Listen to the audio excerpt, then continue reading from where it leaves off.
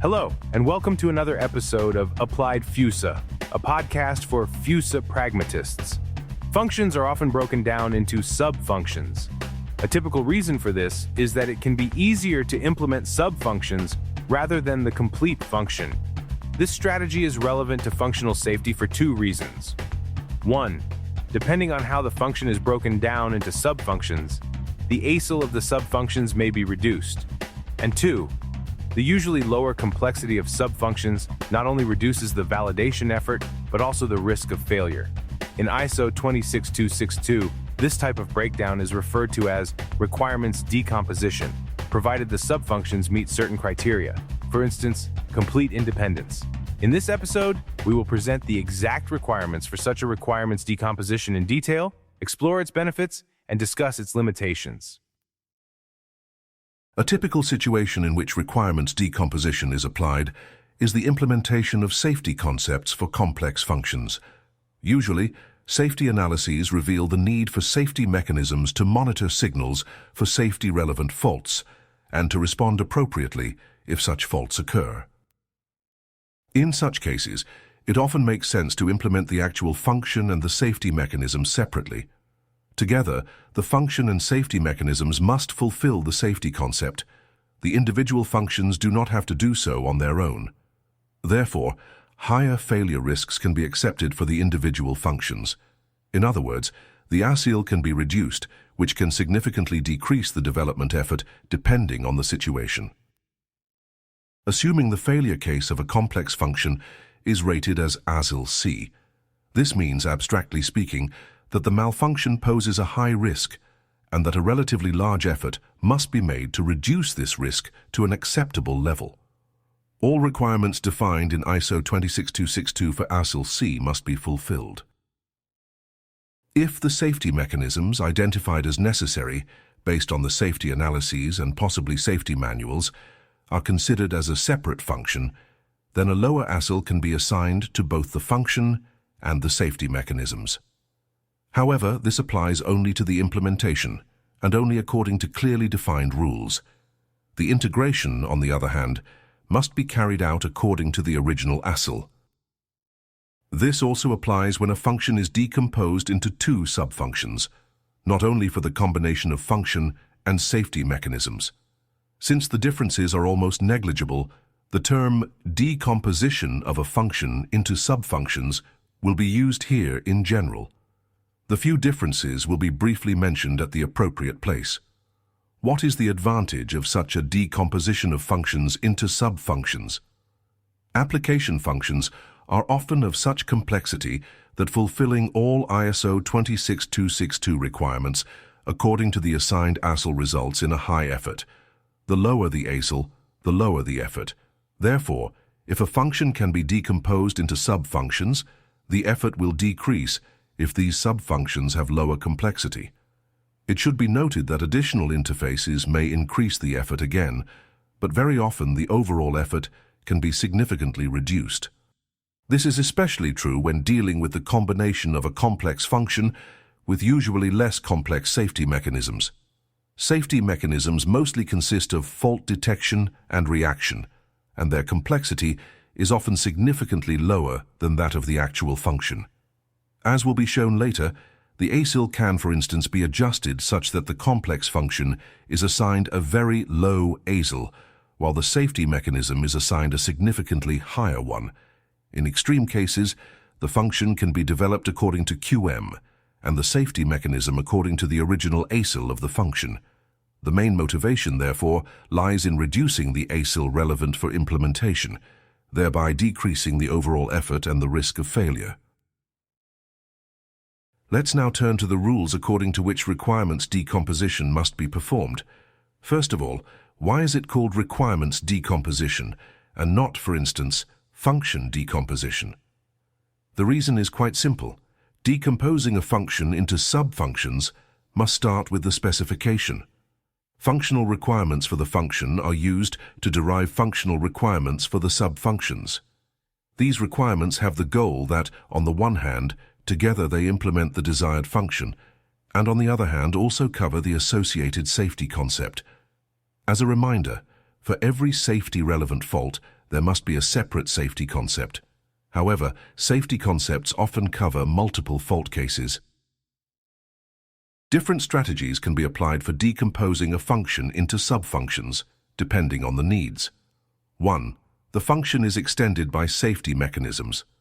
The function is assigned a lower ASIL, allowing tailoring of ISO 26262 requirements. This is where the reduction in implementation effort for the function lies. The safety mechanisms are also assigned an ASIL, which can be higher than the function's ASIL. However, as mentioned, the complexity of the safety mechanisms is often significantly lower.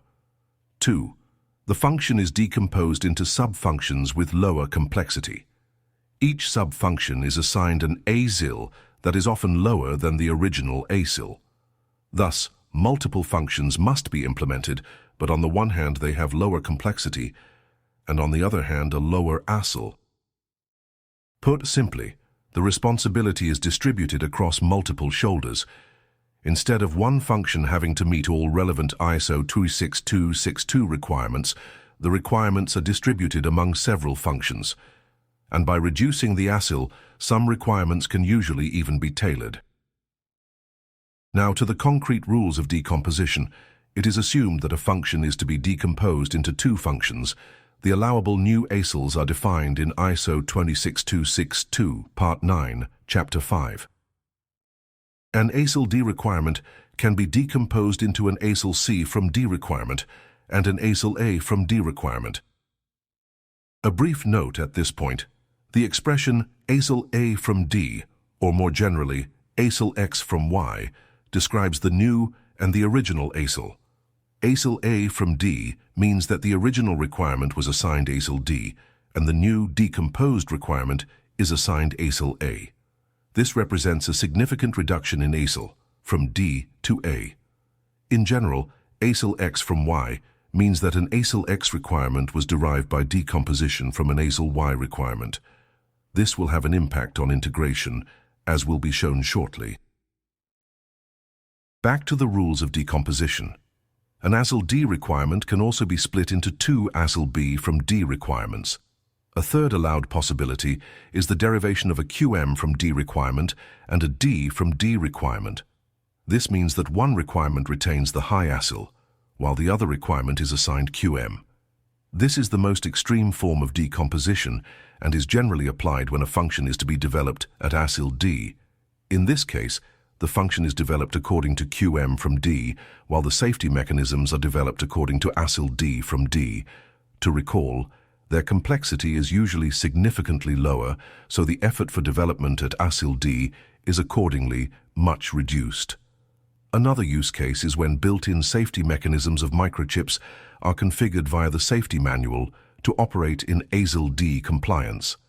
Then all safety-relevant failure cases that can occur within the chip are protected with ASIL D integrity, and the function itself or the parts executed on the chip can be developed according to QM from D.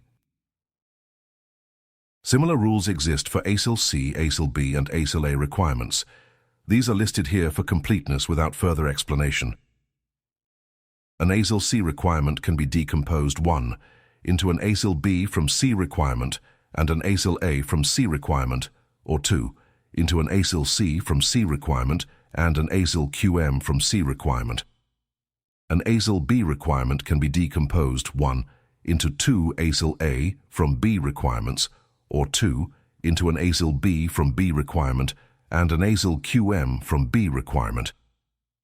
An ASIL A requirement can only be decomposed into an ASIL A from A requirement and an ASIL QM from A requirement. That's all about the rules governing how requirements may be decomposed. Here's a very pragmatic and important tip. In the vast majority of cases, it's much easier to start with the decomposition of functions rather than decomposing individual requirements. Usually the goal isn't to derive single requirements, but to implement a function through multiple functions so that the ASIL of the original function can be reduced for the reasons mentioned.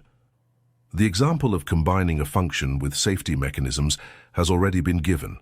Once the decomposition of a function is complete, you only need to assign the derived ASILs to the requirements of the derived functions. This is almost always much easier than decomposing individual requirements. Finally, a very important topic, so-called inhomogeneous redundancy. The goal of decomposition, as described, is to reduce the ASIL for complex functions without increasing the overall risk. The risk must remain at least the same. It is now clear that this requirement cannot be met if the derived functions are not completely independent of each other. In other words, if a failure in one function can simultaneously cause the failure of the second, decomposed function, then the overall risk would increase for the following reason. Suppose the original function has a safety-related fault condition for which a safety concept exists. By means of decomposition, two functions are derived whose ASIL is reduced. For both functions, a higher failure risk is accepted. However, the decomposition must be carried out in such a way that the safety-related fault condition can only occur if both derived functions fail simultaneously. Too complicated, or explained too awkwardly? Here is a simple example. In addition to the actual function, safety mechanisms are implemented that are intended to detect certain functional errors and respond accordingly. This could, for instance, be an out-of-range or stuck-at-value fault of an internal signal. Error detection and reaction are performed by the safety mechanisms in such a way that the associated safety concept is fulfilled. This implies that the fault condition can only occur if, simultaneously with the signal fault, i.e., the functional fault, the safety mechanisms also fail and either do not detect the fault or respond incorrectly. In other words, a double fault is necessary for the original fault to occur. Now, independence comes into play. If the function and the safety mechanisms are completely independent of each other, the overall probability of the failure case results from the combination of the individual failure probabilities. This allows a higher risk to be accepted for the individual failures without increasing the overall risk. However, if there is a dependency between the function and the safety mechanisms, for example, if a functional failure can directly cause a failure in the safety mechanism, the overall risk increases. In this case, a single failure immediately triggers a second failure, effectively causing a double failure. Since the decomposition and ASIL reduction accept a higher risk for the individual failures, this dependency means that the risk of the double failure, and thus of the original functional failure, increases overall.